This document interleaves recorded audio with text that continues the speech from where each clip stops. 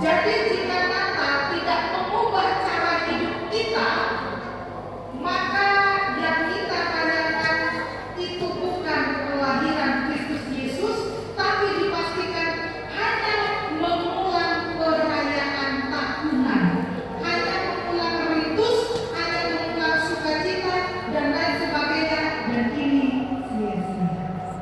Jadi malam ini pastikan bahwa malam Natal ini harus mengubah cara hidup kita. Menapak perjalanan menuju Yesus adalah dimulai dari ayat yang kedua. Ya, saya sengaja ambil. Kita baca bersama-sama di depan 1, 2, 3. Datanglah orang-orang Majus dari timur ke Yerusalem dan bertanya-tanya di mana kami telah melihat bintangnya di timur dan kami datang untuk menyembah Dia. Bapak Ibu dikasih Kristus, apa pesan Natal malam ini? Saya mengajak kita untuk belajar dari dua kelompok orang. Yang pertama di ayat yang kedua tadi, yaitu orang Majus dari timur ke Yerusalem. Siapakah orang Majus? Ada banyak penafsir yang menyatakan siapakah orang Majus? Mereka adalah ahli perbintangan yang membaca tanda-tanda di langit, atau bisa katakan ahli astronomi. Siapakah orang Majus? Mereka adalah orang-orang yang cerdas secara intelektual, jadi mereka bukan orang sembarangan. Siapakah orang-orang Majus? Mereka sering dimintai nasihat atau pendapat oleh raja atau para pemimpin berkenaan dengan fenomena alam, karena memang itu adalah bagian mereka, bidangnya mereka. Bukan oleh sembarangan, harus ditanya pada ahlinya, dan orang-orang Majus adalah ahlinya membaca fenomena alam. Yang berikutnya, siapakah orang Majus? Mereka ternyata bukan orang Yahudi atau keturunan Israel. Kenapa? Karena mereka tidak punya petunjuk seperti orang-orang Yahudi lainnya.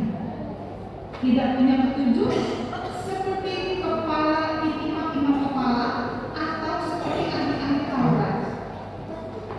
Orang Majus tidak punya petunjuk dari kitab nabi-nabi.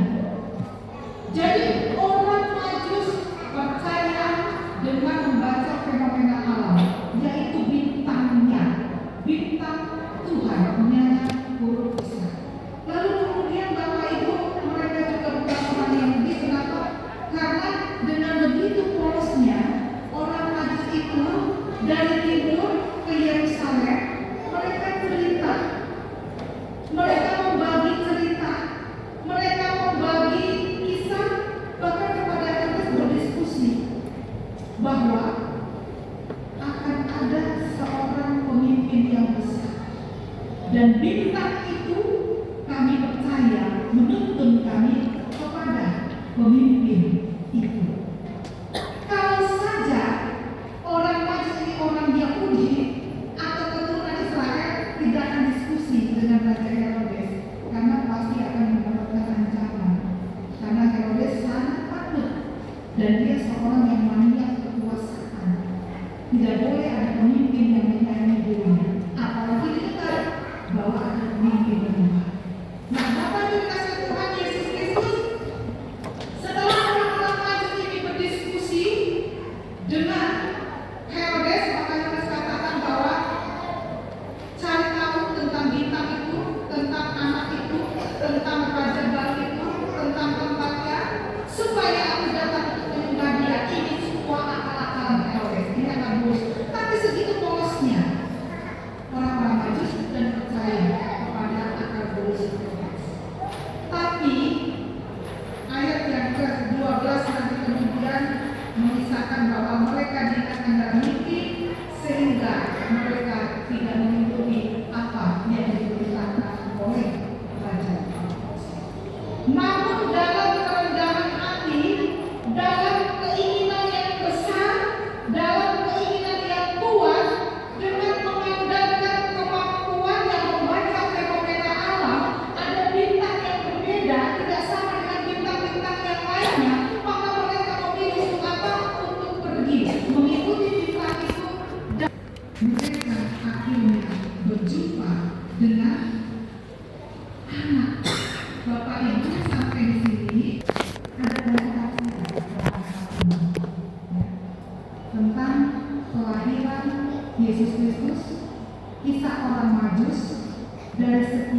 Injil sinoptik, maka hanya Matius yang catat tentang kisah orang Majus. Markus, Lukas, Yohanes tidak catat tentang hal itu. Lalu kemudian juga hanya Matius yang betul-betul mengangkat kisah kelahiran Yesus tentang orang-orang Majus ini, dan dikatakan bahwa mereka menjumpai anak itu. Jadi ada tafsiran banyak tentang hal ini, Bapak Ibu. Apakah ketika Yesus dilahirkan, lalu gembala-gembala melihat berjumpa dengan bayi Yesus? Iya, betul. Karena Lukas mencatat berjumpa dengan bayi Yesus. Lalu kemudian di Matius, apakah ketika para Majus bukan gembala? Apakah para Majus ketika menjumpai atau mencari Yesus, apakah para Majus atau orang-orang Majus ini bertemu dengan bayi Yesus ataukah anak? Alkitab Matius mencatat menjumpai anak itu. Ada banyak tafsiran yang berbeda, tapi jangan kita sampai terganggu dengan hal itu. Kalau kita lihat di ayat yang ke-17, maka memang Herodes memerintahkan membunuh semua anak-anak kecil yang usianya di bawah 2 tahun, diperkirakan bahwa itu adalah umur Yesus, balita di bawah 3 tahun, sekitaran di bawah 2 tahun. Tapi jangan sampai terganggu karena ini yang mau dikatakan, yang mau disampaikan oleh Matius tentang kelahiran bayi Yesus atau kelahiran Yesus dan tentang orang Majus adalah bahwa orang-orang Majus, mereka orang-orang yang betul-betul mencari Yesus. Dan ketika mereka mencari Yesus, mereka mempersembahkan, kita tahu Bapak Ibu ya, ada emas, kemenyan, dan mur. Jadi saya sebelumnya ada gambarnya Bapak Ibu, emas, kemenyan, dan mur. Dan kita bisa lihat ini di depan altar ya, ada dekorasi, ada ornamen untuk bisa kita berimajinasi. Ada emas yang warnanya golden itu, lalu kemudian ada kemenyan. Emas itu lambang kemuliaan, keagungan raja. Di luar juga ada itu ya dekornya ya, di pintu sebelah kiri kanan saya. Emas itu lambang dari keagungan kemuliaan seorang raja. Ini iman para Majus yang bukan umat Israel ya.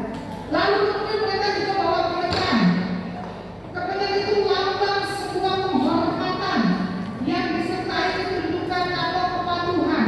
Bapak Ibu, kemenyan, Bapak Ibu tahu kemenyan ya? Jangan bilang tidak tahu, tahu sekali. Kadang-kadang ada orang yang bilang tahu kemenyan, tahu. Aromanya aromatik sekali. Biasanya untuk apa? Panggil syaitan.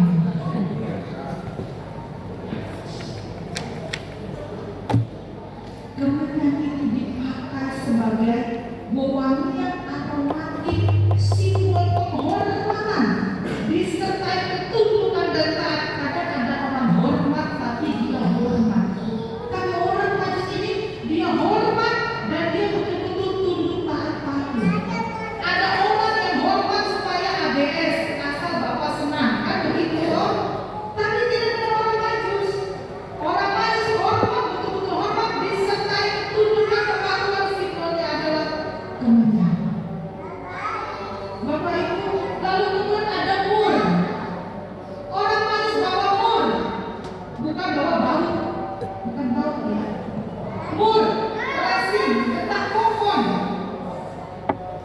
Ini aromatik, wanginya luar biasa sekali, menenangkan, harganya mahal, dan bisa dipakai untuk acara penguburan.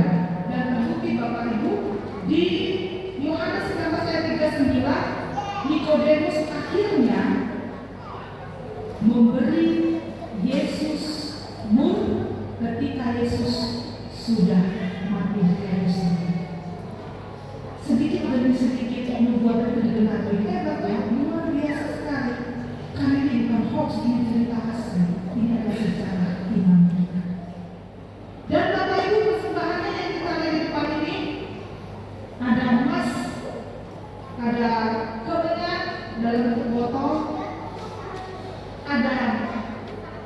Mur getah pohon, mur itu keluar kalau batang pohon dilukai, lalu kemudian itu batang pohon sudah lama sekali, lalu keluar ada getahnya, dan itu luar biasa. Dan itu bukan sesuatu yang murahan. Mas kita tahu ada mas melambung tinggi, ya toh. Bahkan mas apapun bisa diangkat tinggi sekali. Tapi harga mas begitu mahal. Orang investasi emas dengan beramai-ramai, sampai ada investasi emas bodoh dan lain sebagainya. Disebut emasnya kok dalamnya bukan emas. Itu dia tapi emas kebohongan. Lalu kemudian disebut dengan emas. Bapak Ibu, emas itu logam mulia, bukan persembahan yang abal-abal, bukan yang main-main.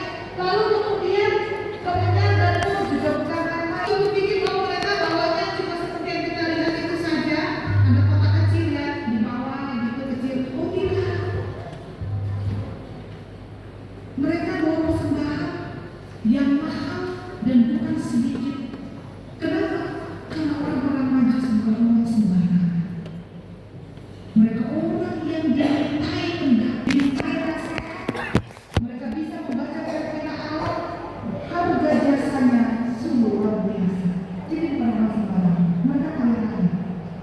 Lalu Bapak Ibu, perjalanan dari timur ke Yerusalem, lalu ke Bethlehem, itu sudah bukan perjalanan pendek, tapi perjalanan yang panjang.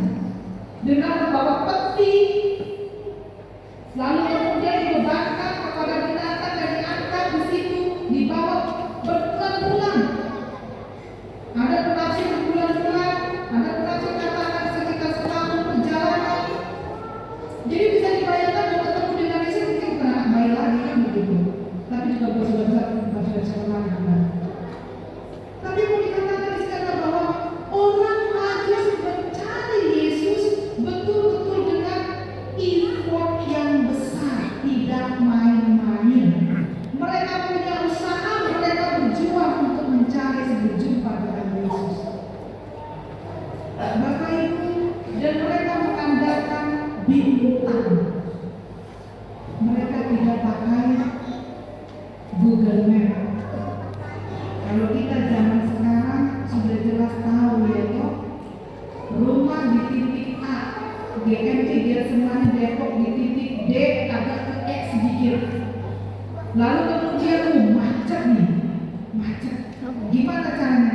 Buka Google Map, langsung pilih jalan mana yang paling pintas.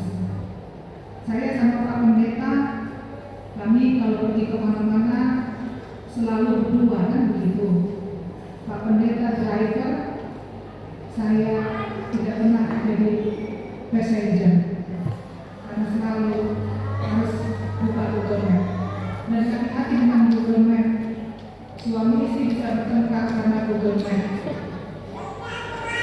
Saya bilang ke kiri, Bapak Pendeta bilang bukan kiri, Google Map bilang kiri.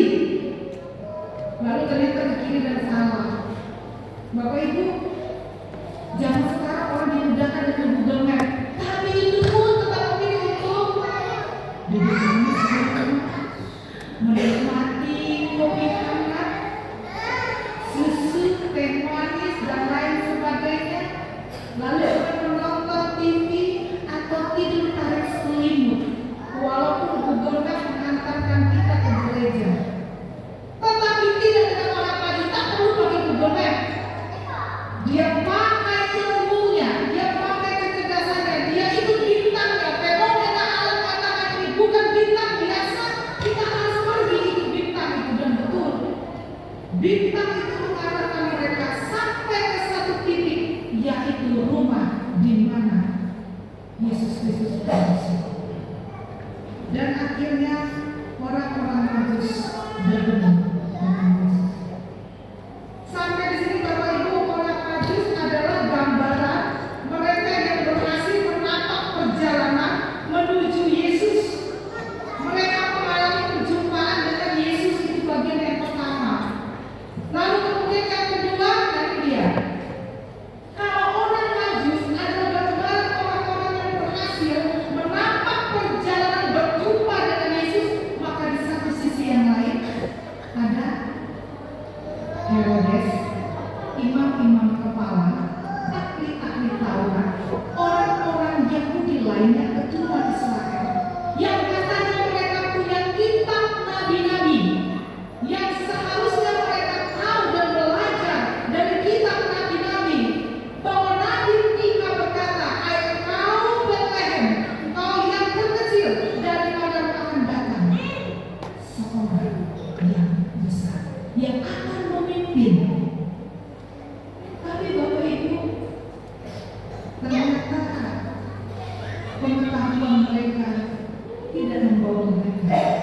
berjumpa dengan Yesus. Siapa Herodes? Raja. Punya power, punya tentara, punya birokrasi lengkap, punya taktik strategi. Tetapi saya pikir dia hampir saja tidak ada cacatnya, ya kan? Tapi ternyata Herodes justru melakukan sesuatu yang fatal. Kenapa? Dalam ketakutannya, dalam keserakahannya, dia tidak ingin disayangi dan dia memilih untuk membunuh semua anak-anak yang usianya di bawah 2 tahun, diprediksi seusia Yesus. Lalu kemudian bagaimana dengan ahli-ahli Taurat? Ahli-ahli Taurat mereka orang yang saya katakan punya kitab nabi-nabi, tahu, bisa memprediksi nubuatan, tetapi mereka memilih untuk ya sudah baca kitab nabi selesai. Baik Herodes, imam-imam kepala, ahli-ahli Taurat, dan sebagai orang Yahudi lainnya, mereka adalah gambar orang-orang yang hanya sampai pada level mengetahui tentang akan kelahiran Yesus, tapi setelah itu mereka diam saja dan memilih untuk tinggal di Yerusalem, tidak mencari Yesus, tidak berjumpa Yesus. Bahkan Alkitab mencatat sampai matinya Raja Herodes tidak berjumpa dengan Yesus. Saya pikir kematian orang yang tidak mencari Yesus, kehidupan orang-orang yang tidak mencari Yesus sampai kematiannya adalah kehidupan dan kematian yang sia-sia. Itulah Herodes. Dua gambaran ini, Bapak Ibu. Lalu apa pesan kami buat kita? Saya katakan Bapak Ibu, kita semua adalah orang-orang yang sedang menapak perjalanan menuju ke satu titik berjumpa dengan Tuhan.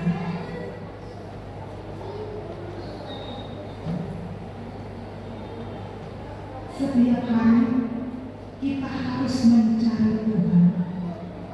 Setiap hari kita harus berjumpa, bertemu dengan Tuhan. Dalam petik ya, bukan mengalami bukan, tapi mengalami perjumpaan pribadi dengan Tuhan.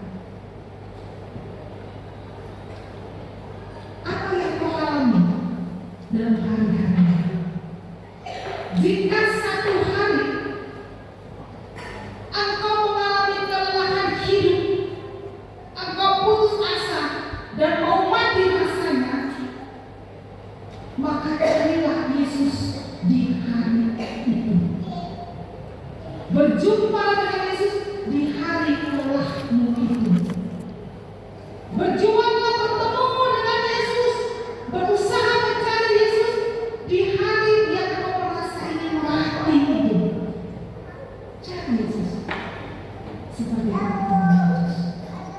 Kalau tidak, kita akan seperti Herodes. Tahu tentang kelahiran Yesus, tahu tentang kitab nabi, tahu tentang nubuatan Mika, tapi setelah itu dia sekedar level mengetahui saja, lalu tetap tinggal di Yerusalem.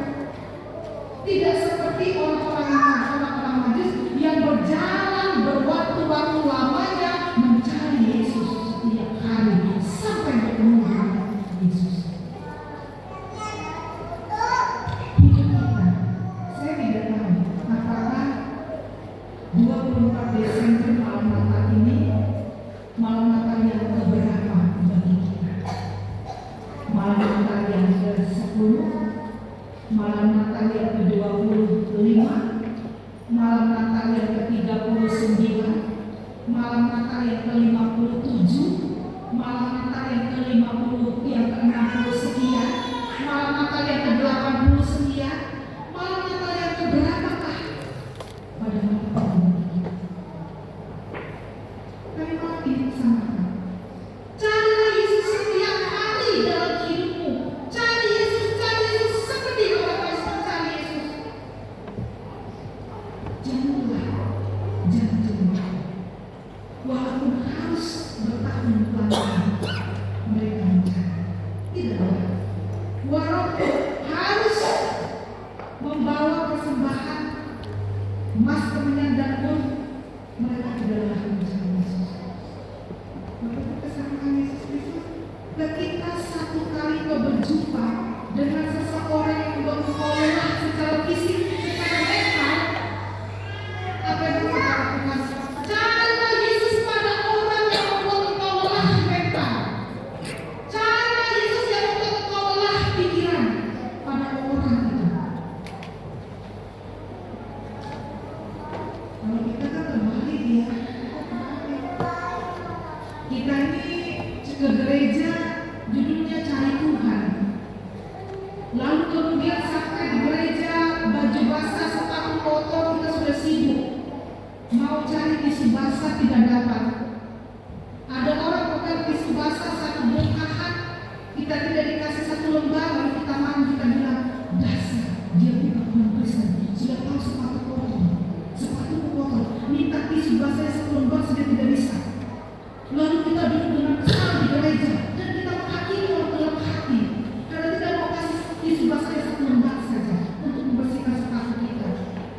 Sebenarnya kita di gereja cari Yesus atau cari tisu basah atau sepatu bersih. Bapak Ibu kadang-kadang seperti ini ya, mencari itu perlu perjuangan. Jangan jadi orang Kristen yang manja. Amin. Kalau jadi orang Kristen yang manja susah. Sedikit datang penyakit, sakit Tuhan. Sedikit datang kesusahan, susah semua. Kalau begitu, tidak usah tinggal di dunia. Di rumah Bapak ada banyak tempat tinggal. Ada lagi ujian kan?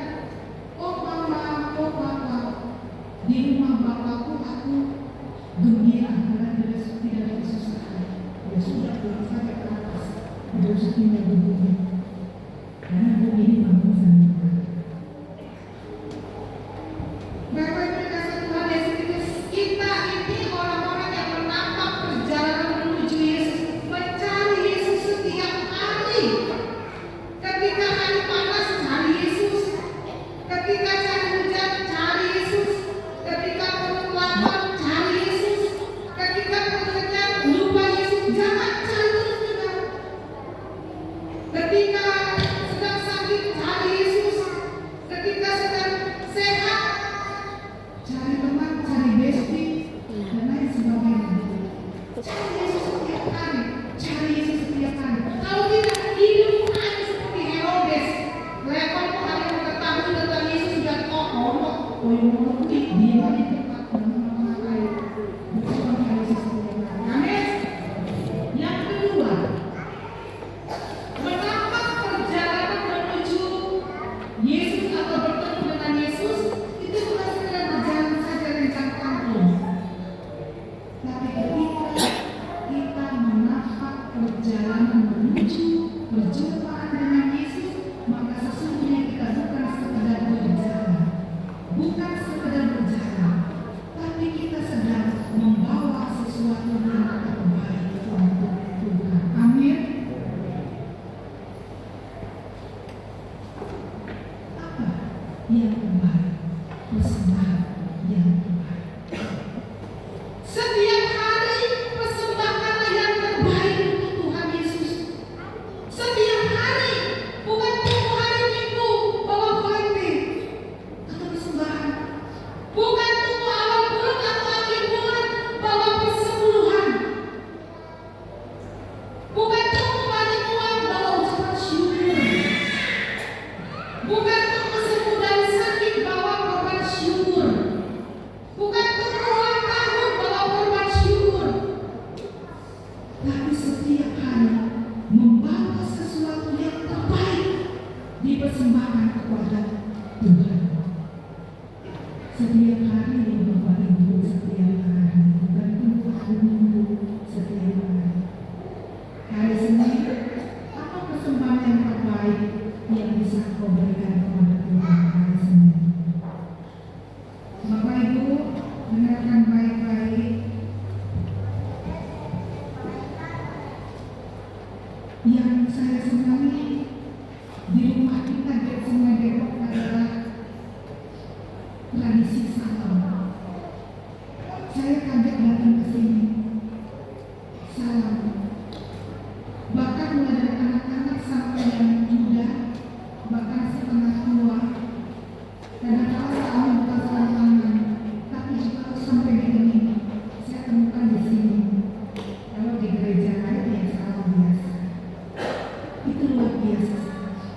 tradisi yang perlu dipertahankan. Lalu yang sedikit mulai memulai adalah tradisi sinun.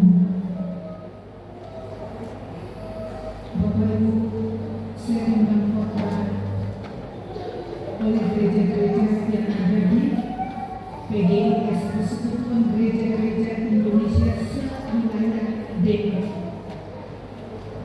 Setiap kali saya diundang, saya ikut kayak pesan dari gembalanya. Nanti pendeta undangan datang. Jangan lupa kasih senyum terbaik, salam yang terbaik. Tuh Bapak Ibu, setiap kali saya selesai ibadah, saya berdiri di depan salam-salam mereka sedang terima kasih pendeta sudah kami. Atau paling tidak, selamat hari Minggu pendeta kamu tadi, selamat hari Minggu pendeta, selamat luar biasa. Lah kalau di Depok, beda. Di Depok itu pendeta yang bilang selamat hari Minggu 1, selamat hari Minggu 2, selamat hari Minggu jemaat 50, selamat hari Minggu jemaat 100, selamat hari Minggu jemaat 120. Coba Bapak Ibu dengan senyum, mari kita menabur terbaik. Karena setiap hari sesungguhnya kita membawa persembahan yang terbaik kepada Tuhan. Modal paling berat. Saya suka sekali anak-anak. Yang paling simpel adalah senyum. Tapi senyum itu mudah. Belajar untuk senyum. Melihat bersama. Saya melihat nanti 24 Maret, besok 25 Desember Natalan, 28 hari Minggu, lalu 31 Desember tahun baru, 1 Januari terus sampai ke 2026. Mari kita saksikan apakah kita sudah dapat semua soal senyum.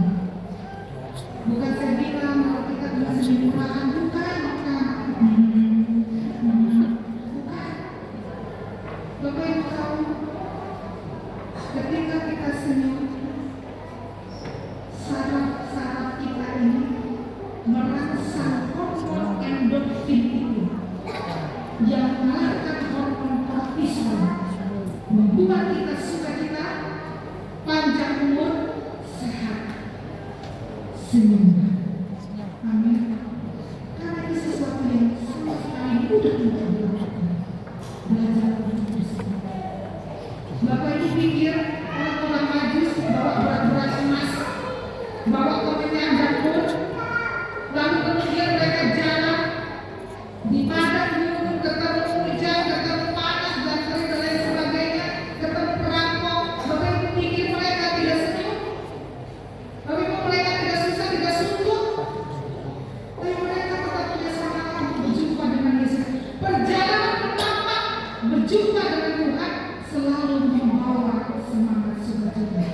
Ada persembahan terbaik setiap hari kepada Tuhan. Belajar untuk senyum. Amin. Lalu kemudian Bapak Ibu menapak perjalanan bertemu dengan Tuhan bukan sekedar berjalan saja, tetapi juga membawa dia terbaik yang dipersembahkan kepada Tuhan setiap hari. Senyum dan juga sapa. Apa sih susahnya menyapa ya kan? Apa kabar Bu? Tapi ada juga orang yang memang tidak bisa menyapa ya. Ada orang yang memang susah sekali senyum. Jadi tidak usah emosi. Kalau memang kita senyumnya tulus Bapak Ibu, orang itu tidak boleh senyum kita pun hati kita tetap sukacita ya kan? Lalu belajar untuk menyapa, sapa dengan lemah lembut. Jangan menyapa yang aneh-aneh. Udah berapa? Ini baru mantap ya, yang 2025. Udah ada calonnya belum? Nggak usah nanya. Gimana Bu Pendeta? Dari tahun ke tahun masih berdua aja. Syukur berdua nggak sendirian. Masih tetap berdua. Satu pergi satu, tiba satu.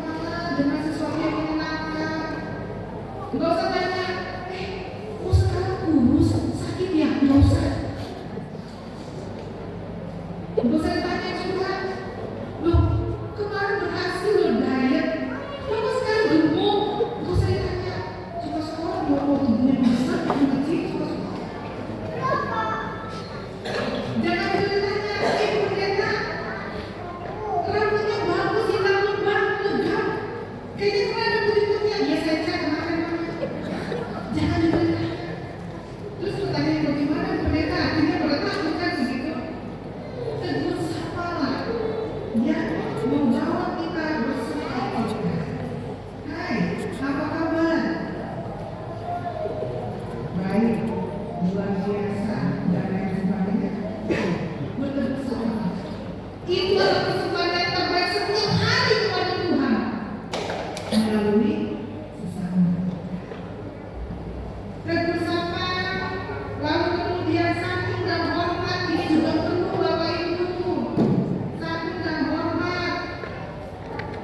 Kita masih muda ya. Saya meyakini saya masih muda. Hormatlah kepada yang lebih tua daripada kita. Enggak usah sembunyi. Karena besok kita juga ada level itu. Kalau kita masih 40 tahun, hormatlah kepada di atas kita. 50, besok kita juga 50 tahun. Tapi kita hormati juga sama level kita. Tapi kita juga hormat kepada kita. Perlu dihormat lagi kepada tamu di atas kita.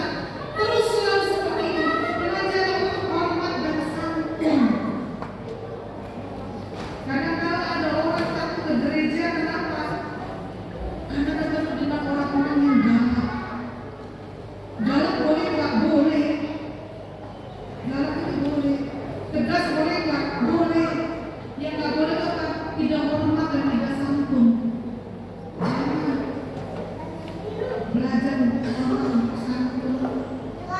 Lalu kemudian belajar untuk simpati. Di atas simpati, empati. Orang-orang Majus itu mereka bukan cuma simpati ketika mendengar ada raja, ada kuasa, bebas, tapi mereka juga empati. Mereka bawa emas, minyak dan murah. Yang itu menjadi persembahan yang berharga untuk dipergunakan oleh siapa? Yusuf, Maria, dan putra mereka, Yesus. Luar biasa. Apa yang bisa kita persembahkan kepada Tuhan setiap hari? Banyak sekali. Banyak sekali. Tapi ingat ya, setiap hari, setiap waktu. Jangan seperti orang-orang yang tidak mengenal Tuhan. Ada hari baik, ada hari tidak baik. Tidak ada. Jangan seperti orang-orang yang tidak mengenal Tuhan. Percaya kita tidak berjalan kasihan. Jangan. Kita orang-orang yang bertuhan. Tuhan kita Yesus Kristus suka dengan semua angka dari 1 sampai 1000. Bahkan lebih. Yang terakhir Bapak Ibu, jika Tuhan tidak mengubah cara hidup kita, maka yang kita rayakan bukanlah kelahiran Yesus, tetapi apa? Hanya mengulang tahun saja, mengulang tanggal, mengulang perayaan, mengulang seremonial, mengulang ritus saja. Dan itu adalah Natal Yesus. Jadi hari ini, pada malam Natal ini, melalui orang Majus, mereka orang yang cerdas, orang yang terpandang, tetapi mereka mau berjuang mencari Yesus sampai mereka berjumpa dengan Yesus. Kita belajar 3 hal. Kita menapak perjalanan ke satu titik bertemu dengan Tuhan Yesus. Carilah Yesus setiap hari. Carilah setiap hari. Saat hari yang menyenangkan atau hari yang mengecewakan, tetap cari Yesus di hari itu. Karena di Tuhan tidak ada hari baik, tidak ada hari buruk. Yang kedua, menapak perjalanan berjumpa dengan Tuhan bukan sekedar berjalan saja, tetapi juga mengalami kebaikan, kasih sayang, senantiasa setia. Yang ketiga, jika Natal tidak mengubah cara hidup kita, maka selamanya Natal akan menjadi ritus dan seremonial yang sia-sia. Kepada malam ini, Natal akan berubah hidup kita. Tuhan menyelamatkan keluarga-keluarga yang mencari Tuhan dengan penuh perjuangan dan kesetiaan.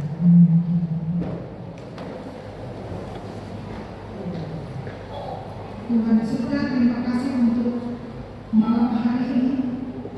Terima kasih untuk selawatan Tuhan dalam pesan Natal di malam hari ini, supaya kami Tuhan belajar mencintai hidup, karena hidup kami adalah hidup yang penuh dengan anugerah,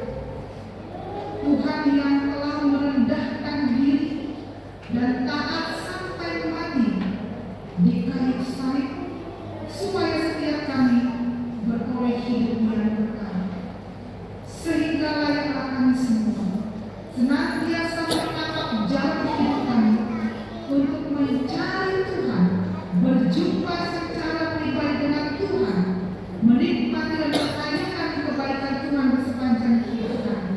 Walaupun kadang-kala kami melewati masa-masa yang sulit, kadang-kala kami berjumpa dengan kesusahan, kadang-kala kami berjumpa dengan kedukaan, kadang-kala kami berjumpa dengan kesedihan, kadang-kala kami berjumpa dengan kelemahan, kadang-kala kami berjumpa dengan sakit penyakit, kadang-kala kami berjumpa dengan kegagalan. Tetapi lewat semuanya itu kami senantiasa mencari Tuhan, bahkan di titik-titik yang lemah kami tetap mencari Tuhan. Terima kasih Tuhan, berkati kami supaya kami menikmati perjumpaan dengan Tuhan secara pribadi dan juga bersama-sama dengan keluarga dan juga dengan komunitas umat. Terima kasih untuk firman dalam nama Tuhan Yesus. Haleluya. Amin. Dengarkan tradisi dengan penuh sukacita pada malam hari ini. Kita akan merespon firman Tuhan dan kita